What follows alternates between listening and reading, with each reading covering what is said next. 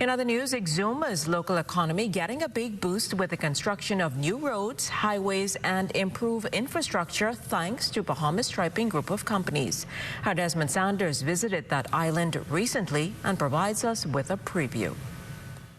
A smoother, faster commute for thousands of Exumians. 50 workmen from Caribbean Pavement Solutions, a subsidiary of Bahamas Striping Group of companies, constructing new roads, expanded corridors, and creating enhanced traffic markings. A $60 million road pavement and improvement initiative between Bahamas Striping and the government. The road works being carried out in Mount Thompson, Georgetown, and Moss-Town, and at this major corridor constructed several months ago in Hoopers Bay, Exuma. Managing Director of Bahamas Striping Group of Companies, Alan Albury. We've completed this corridor some months ago, and what you see going on in the background is we now have the striping, which we call the icing on the cake, so to speak. And so we're putting in the center lines, which delineates the lanes for the flow of traffic, as well as they will be installing the reflective cat eyes. Just want to point out that there are typically two materials that you can stripe the roads with. One is the high-grade traffic paint, and the second is thermoplastic. The thermoplastic lasts for a very long time. You get 5 to 7 year lifespan out of it. It is being glass beaded so that oncoming traffic at nighttime, once the vehicle lights hit the markings, it's going to create the reflective lines to ensure that we are improving the safety of the motoring public, and certainly for the pedestrians and or those that are on bicycles or other modes of transportation. Since the project started several weeks ago, over 60 miles of roads have been paved and constructed. Road drainage systems have also been created for better traffic flow during a torrential downpour.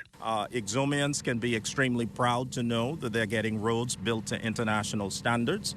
And in instances where the roads had deteriorated in some areas to less than 18 feet in width, and where possible, we've been able to restore the roads back to 24 feet across so that you get proper traffic lanes.